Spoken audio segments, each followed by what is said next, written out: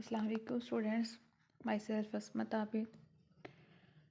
Students, हमने previous lecture में chapter 7 का रीडिंग कम्प्रीहेंशन का फर्स्ट पार्ट 1 में हमने डिस्कस किया था कि रीडिंग कम्प्रीहेंशन क्या होती है और उसकी डेवलपिंग एबिलिटीज़ जो थी वो डिस्कस की थी। आज का लेक्चर जो है हमारा पार्ट टू में हम लोग डिस्कस करेंगे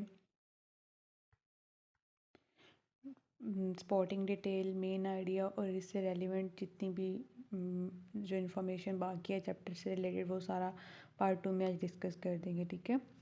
रीडिंग कम्प्रीहेंशन के बारे में हम ऑलरेडी पढ़ चुके हैं। पहले रीडिंग कम्प्रीहेंशन क्या होता है, इसकी हम लोगों ने डेवलपिंग एबिलिटीज़ भी देख ली थी सारी। ठीक है। और आज जो हम लोग डिस्कस करेंगे वो हमारे पास है मेन आइडिया। तो मेन आइडिया मैंने आप लोगों को कल ओवरव्यू इसका दिया था, लेकिन आज थोड़ा डिटेल में डिस्कस कर लेते हैं कि मेन आइडिया क्या होता है। मैंने आपको कल भी बताया था कि मेन आइडिया जो होता है वो कोर और सेंट्रल मैसेज होता है किसी भी पैराग्राफ का। ठीक है। In simple words, what it's all about. Main idea is equal to what it's all about. The main idea is the topic और most important point of writing, picture और conversation. जो मेन आइडिया होता है वो किसी भी topic का बहुत इंपॉर्टेंट पॉइंट होता है। ठीक है। फॉर एग्ज़ाम्पल, अगर मैं एग्ज़ाम्पल देती हूँ, recycling helps reduce waste in landfills, conserves natural resources and saves energy. अब ये जो कुछ लाइंस लिखी गई हैं इनका मेन आइडिया क्या बनेगा। मेन आइडिया इसका for example recycling is important. ठीक है। तो ये इसका मेन आइडिया है लाइंस का। इसके अलावा और भी मल्टीपल एग्जांपल्स हैं आपकी लाइफ से रिलेटेड, आप उनमें से भी कुछ ऐड कर सकते हैं। Tips to find the main idea. अब आपने मेन आइडिया कहाँ कैसे देखना होता है, किसी भी पैराग्राफ का मेन आइडिया आपको कैसे पता चलेगा कि इसमें मेन आइडिया है। तो आपने क्या करना होता है, लुक एट द फर्स्ट और लास्ट सेंटेंसेस ऑफ पैराग्राफ। अब आपका मेन आइडिया पूरे की पूरा रीड करने की ज़रूरत नहीं पड़ती पैराग्राफ को। अपने पैराग्राफ के जस्ट फर्स्ट सेंटेंसेस कुछ देख लेने, कुछ लास्ट सेंटेंसेस देखेंगे तो आपको आपके पैराग्राफ का मेन आइडिया मिल जाएगा। जैसे कि मैंने ऊपर एग्जांपल एक कोट किया, रिसाइकलिंग हेल्प्स रिड्यूस। अब रिसाइकलिंग का वर्ड यूज़ हो गया तो आपके माइंड में रिसाइकलिंग, आपको पता चल गया कि टॉपिक रिसाइकलिंग के बारे में। ठीक है। तो वही आपके टॉपिक का मेन आइडिया होगा। इसी तरह अगर फर्स्ट 2-3 लाइन्स देख लें और एंड वाली 2-3 लाइन्स देखेंगे ना किसी पैराग्राफ की, तो आपको आइडिया हो जाएगा कि ये इसका सेंट्रल मैसेज क्या है। नेक्स्ट है हमारे पास स्पोर्टिंग डिटेल। स्पोर्टिंग डिटेल में हम लोग क्या, स्पोर्टिंग डिटेल मैंने आप लोगों को कल भी डिस्कस किया था कि स्पोर्टिंग डिटेल जो है वो उनके मेन आइडिया को सपोर्ट कर रही होती है। ठीक है। स्पोर्टिंग डिटेल क्या होती है, इंफॉर्मेशन होती है about the topic. The sporting details और द टेक्स्ट, पिक्चर और conversation are the facts that tell you about the main idea. वही बात है कि स्पोर्टिंग डिटेल जो होती है वो आपकी कन्वर्सेशन, पिक्चर और फैक्ट्स जो भी आपका मेन आइडिया होता है उसको डिटेल में उसको सपोर्ट कर रही होती है। For example, recycling help reduce waste in landfill, conserves natural resources and save energy. अब इसी की मेन आइडिया क्या था, रिसाइकलिंग की इम्पोर्टेंस थी मेन आइडिया। लेकिन अब इसकी स्पोर्टिंग डिटेल देखें तो वो बनती है कि reduced waste in landfill, conserve natural resources, saves energy. ठीक है। तो ये रिसाइकलिंग को जो चीज़ आगे सपोर्ट कर रही है वो सपोर्टिंग डिटेल है। ठीक है। रिसाइकलिंग इसका मेन आइडिया था और उसके आगे जितनी भी आगे इन्फॉर्मेशन है वो मेन आइडिया को सपोर्ट कर रही है, तो वो सपोर्टिंग डिटेल होगी। अब हमारे पास आ जाता है टेक्स्ट स्ट्रक्चर क्या है। Text structure is the skeleton that gives a shape and organise the ideas within the text.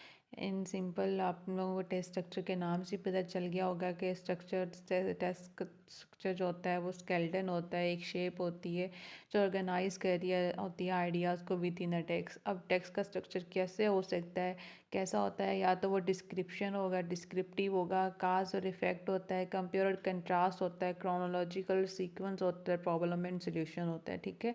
तो ये टेक्स्ट के स्ट्रक्चर हैं। Let's discuss description. डिस्क्रिप्शन में क्या आता है, टेक्स्ट के स्ट्रक्चर में डिस्क्रिप्शन का मतलब होता है the description text structure describe और explain a topic, idea, person, place और thing to give the reader a mental picture. Description का मतलब होता है डिटेल।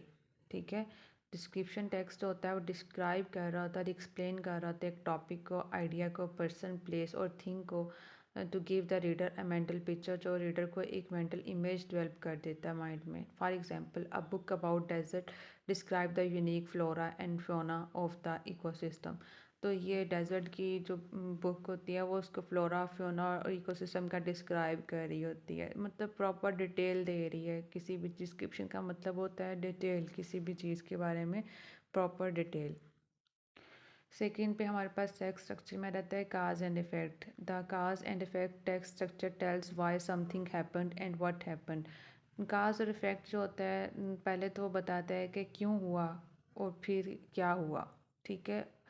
क्यों, किसकी वजह से हुआ, क्या रीज़न थी और इसका इफ़ेक्ट क्या होता है वो बताता है। इसमें सिग्नल वर्ड्स क्या होते हैं काज और इफ़ेक्ट में, मतलब हमें कैसे पता चलेगा कि काज और इफ़ेक्ट का पैराग्राफ है। तो उसमें कुछ सिग्नल वर्ड्स होते हैं किसी भी पैराग्राफ में। आपको ना सारे टेक्स्ट स्ट्रक्चर को अच्छे से लर्न करने के बाद आपको आइडिया हो जाना चाहिए कि एक पैराग्राफ को रीड करते ही आपको फ़ौरन आइडिया होना चाहिए कि ये कौन सा टेक्स्ट स्ट्रक्चर है, ये डिस्क्रिप्टिव है, काज और इफेक्ट है या क्रोनोलॉजिकल है, किस टाइप है, कौन सी टाइप है। तो उसमें कुछ सिग्नल वर्ड्स दिए होंगे, आपने उन वर्ड्स को देखना है और इन्हीं वर्ड्स से आपको आइडिया हो जाएगा कि ये पैराग्राफ जो है वो काज और इफेक्ट है, ठीक है। सिग्नल वर्ड इसमें क्या दिए होते हैं काज और इफेक्ट में, इसमें because, due to, as a result और देयरफॉर, इस तरह के सिग्नल वर्ड्स कुछ यूज़ किए होते हैं। For example heavy rain cause flooding in the cat city. अब देखिए हैवी रेन क्या है, एक काज है और इसका इफेक्ट क्या हो रहा है कि वो फ्लड का काज बन रही है सिटी में। तो वो कुछ सेंटेंसेस आपको रीड करते ही आइडिया हो जाता है कि काज और इफेक्ट है। जैसा कि मैं एयर पोल्यूशन की बात करूँ, air pollution causes skin breath issues and multiple और भी इश्यूज़ होते हैं एयर पोल्यूशन की वजह से, ठीक है। तो मतलब आपको पता और चल जाता है कि ये पहले काज था और ये उसका इफ़ेक्ट हुआ है। नेक्स्ट है हमारे पास थर्ड पे compare and contrast. Compare and contrast में क्या आता है, कंपैरिजन करना होता है हमने चीज़ों का। The compare and contrast text structure examines the similarities and differences between two और मोर पीपल, इवेंट्स, कंसेप्ट और आइडियाज़।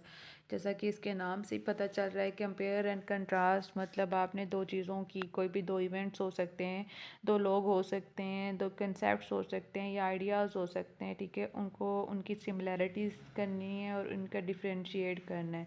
इसमें signal words compare and contrast के पैराग्राफ में सिग्नल वर्ड्स कौन कौन से हो सकते हैं, इसमें सिमिलरली, ठीक है, on the other hand, unlike और बोथ, इस तरह के कुछ वर्ड्स यूज़ किए गए होते हैं कि आपको वहाँ से देख के आइडिया हो जाता है, कन्फर्मेशन हो जाती है कि ये compare and contrast text structure है।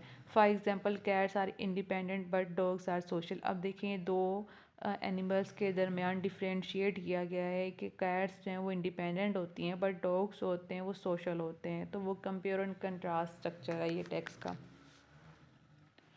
नंबर 4 पे आता है क्रोनोलॉजिकली या sequence. The chronology sequence text structure describe items और events in order, explain the steps to follow. अब क्रोनोलॉजी का और सीक्वेंस ये मतलब हर चीज़ को एक स्टेप बाय स्टेप एक्सप्लेन किया गया होता है, 1 2 3 4 इस तरह की, फर्स्ट सेकंड थर्ड फोर्थ, इस तरह का हम लोगों ने इसको सीक्वेंस के साथ एक्सप्लेन किया होता है। और इसके सिग्नल्स वर्ड्स को तो बहुत ही ईजी है, जैसे कि फर्स्ट, नेक्स्ट, देन, फाइनली, इस तरह के वर्ड्स से ही आपको आइडिया हो जाएगा। For example first wash your hand, पहले अपने हाथ धो लो, नेक्स्ट कट द वेजिटेबल्स और फिर सब्जियां काटो। अब देखो ये एक सीक्वेंस है कि उन्होंने कहा है कि फर्स्ट पहले आप अपने हैंड वॉश कर लें, देन आप वेजिटेबल कट करें। तो ये फर्स्ट और फिर सेकंड या नेक्स्ट जो है वो सीक्वेंस के साथ एक्सप्लेन किया गया। नेक्स्ट है हमारे पास problem and solution text structure. वो क्या होता है, the problem and solution text structure sets up a problem और problems explain the solution and then discuss the effects of solution. अब क्या होता है प्रॉब्लम और सोल्यूशन टेक्स्ट स्ट्रक्चर जो होता है वो प्रॉब्लम सेट करता है, ये प्रॉब्लम्स होती हैं, ठीक है, और फिर एक्सप्लेन करता है उनके सोल्यूशन को, और then discuss the effects of the solution, और फिर उस सोल्यूशन के इफेक्ट्स भी एक्सप्लेन किए जाते हैं। और इसके सिग्नल वर्ड्स कौन कौन से होते हैं, इसमें प्रॉब्लम होती है, ठीक है, पहले प्रॉब्लम बता दी गई होती है, फिर उसका सलूशन बताया गया होता है और फिर उसको सॉल्व कैसे करना है, और इसके अलावा इसमें चैलेंजेस कैसे क्या क्या आते हैं, ये चीज़ें डिस्कस की गई होती हैं। ये चीज़ें आती हैं उसमें, जैसे कि the school faces low attendance, school जो था लो अटेंडेंस फेस किया, introducing online classes solve it, और ऑनलाइन क्लासेस ने इसको क्या कर दिया, सॉल्व कर दिया। अब देखो ये एक प्रॉब्लम थी स्कूल लेवल के लिए और उसका सलूशन ऑनलाइन क्लासेस था, ठीक है। तो मैंने तो एक माइनर से आपको सेंटेंसेस के थ्रू एक्सप्लेन किया है। इसके अलावा आपको थोड़े से लेंथी पैराग्राफ भी आ सकते हैं, या इसके अलावा और भी स्टेटमेंट्स आ सकती हैं, और आपसे पूछा जा सकता है, एमसीक्यूज़ में भी पूछा जा सकता है कि ये कौन सा टेक्स्ट स्ट्रक्चर है।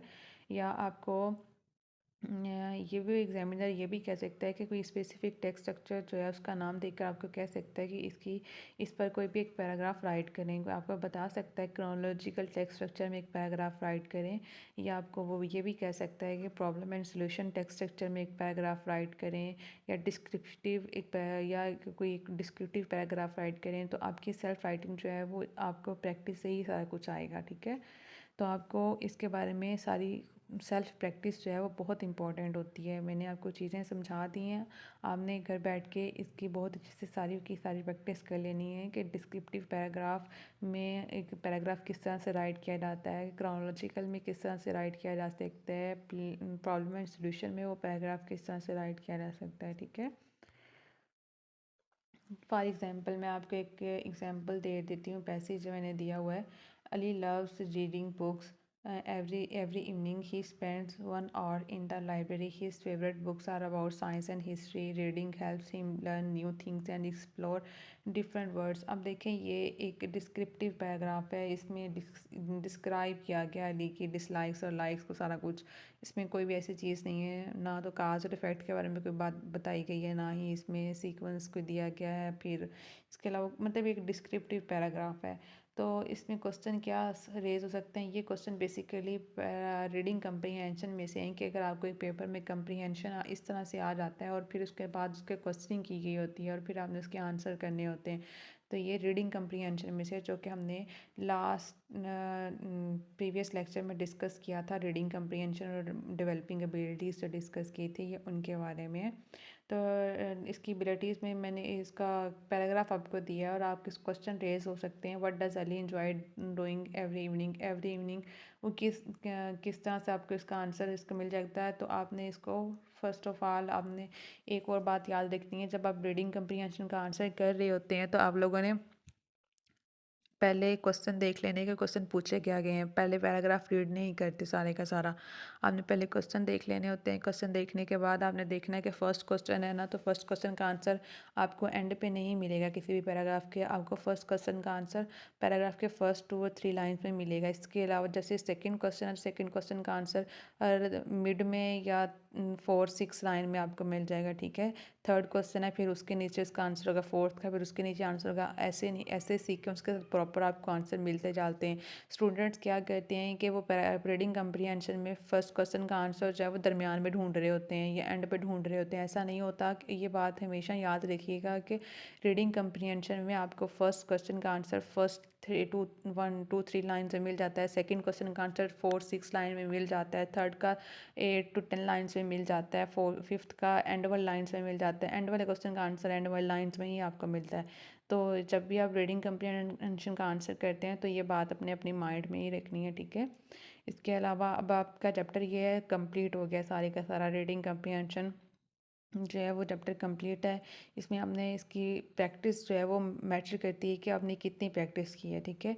इसमें आपको सेल्फ प्रैक्टिस की बहुत ज़्यादा ज़रूरत है कि आपने रीडिंग कंप्रीहेंशन में आपको पहले रीडिंग की डेफिनेशन, रीडिंग कंप्रीहेंशन का पता होना चाहिए क्या होता है, ठीक है। इसके अलावा रीडिंग कंप्रीहेंशन का मैंने आपको लास्ट टाइम भी बताया था कि जिस तरह से मैंने ये प्रैक्टिस बताई है, आपको एक पैराग्राफ दिया गया होता है और उसमें से आपको कहा जाता है कि इसके आंसर्स करें क्वेश्चन के। तो आपने इसके क्वेश्चन के आंसर्स का क्राइटेरिया भी मैंने बता दिया है कि फर्स्ट क्वेश्चन के आंसर फर्स्ट लाइन्स में, सेकंड थर्ड फोर्थ लाइन में इस तरह के आंसर आपने ढूंढने हैं, ठीक है। और इसके अलावा आपको टेक्स्ट स्ट्रक्चर जो है वो डिस्कस कर दी गई है और आपको पता होना चाहिए कि टेक्स्ट स्ट्रक्चर की टाइप्स कितनी हैं। और इसमें से प्रैक्टिकल वर्क ये हो सकता है कि एग्जामिनर आपको किसी भी टॉपिक पे एक पैराग्राफ स्ट्रक्चर जो है वो स्पेसिफिक नेम चूज़ करके आपको पैराग्राफ राइट करने के लिए कह सकते हैं। वो आपको एक डिस्क्रिप्टिव पैराग्राफ राइट करने के लिए कह सकता है, वो आपको काज और इफेक्ट एक पैराग्राफ राइट करने के लिए कह सकता है। तो आपने इसकी अच्छे से प्रैक्टिस कर लेनी है, आपने इनके सिग्नल वर्ड्स याद रखने हैं और इनकी प्रैक्टिस से ही आप लोगों की सेल्फ राइटिंग अच्छी हो जाएगी। आपके सबसे ज़्यादा मार्क्स रिडक्शन जो है वो आपकी स्पेलिंग मिस्टेक्स की वजह से होती है। आपके एग्ज़ाम्स में भी आपके सबसे ज़्यादा स्पेलिंग मिस्टेक्स थी, तो प्लीज़ स्टूडेंट्स आप लोग फोकस करें आपके स्पेलिंग्स पे। एक छोटे छोटे स्पेलिंग्स जो है ना वो आप लोग इम्प्रूव करेंगे तो आपके मार्क्स रिडक्शन जो है वो कम हो जाएगी। तो हमने अपने स्पेलिंग्स इम्प्रूव करने हैं, ठीक है। और इससे रेलिवेंट अगर किसी को कोई भी क्वेश्चन है तो आप मुझे मैसेज कर सकते हैं, मुझसे पूछ सकते हैं। ओके स्टूडेंट्स, आई होप कि आप लोगों को इसकी समझ आ गई होगी। ओके, अल्लाह हाफिज़।